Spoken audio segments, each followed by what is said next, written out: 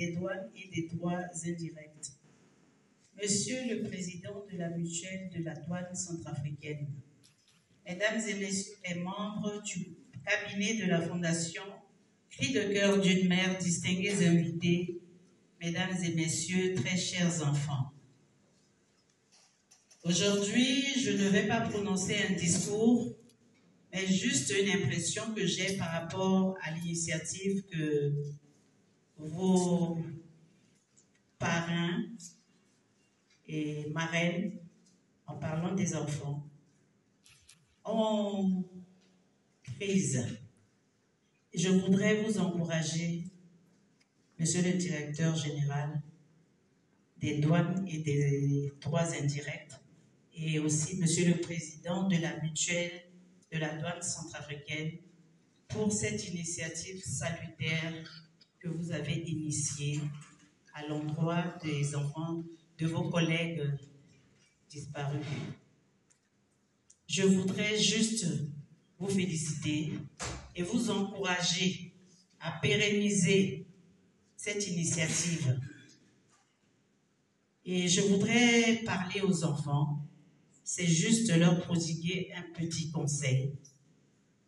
Il ne suffit pas de recevoir ces kits, mais d'être des enfants studieux à l'école et être sages auprès de vos enseignants, parce que je pense que si je suis impliquée dans la remise des kits aujourd'hui, c'est que nous avons vraiment une alliance aujourd'hui avec vous. C'est de suivre votre scolarité.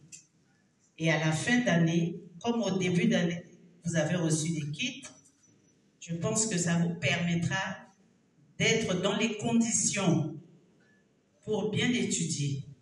Et les résultats, je pense qu'il faudrait que je proposerai à la fin d'année qu'on se réunisse pour voir quels élèves parmi vous sont reçus à leurs examens.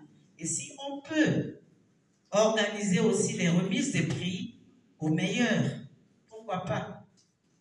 C'est une proposition que je fais à la mutuelle et à monsieur le directeur général pour vraiment faire un suivi, comme j'avais écouté dans vos allocutions.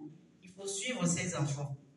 Les suivre n'est pas de les laisser jusqu'à la fin d'année, mais de les suivre à partir de maintenant jusqu'à la fin d'année. Qu'est-ce qu'il faut mettre, quelle stratégie on peut mettre en place pour les suivre, pour qu'ils soient des enfants, des élèves meilleurs parmi tant d'autres. Notre souhait, mon souhait, c'est que ces enfants soient les meilleurs, puisqu'ils ont des encadreurs, ils ont des parrains, ils ont des marraines qui sont vraiment à côté d'eux, qui prennent soin d'eux. Il n'y a pas de raison que ces enfants puissent être parmi les mauvais élèves.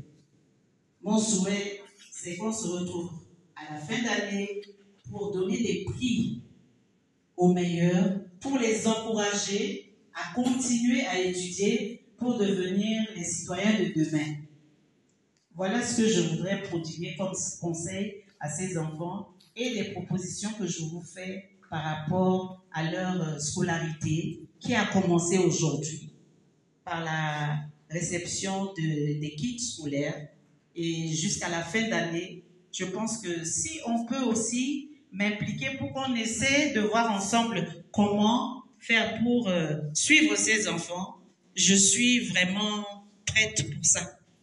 Donc, on va chercher avec le président de la mutuelle, avec le directeur général, comment on peut mettre une stratégie en place avec les parrains et les marraines pour suivre ces enfants.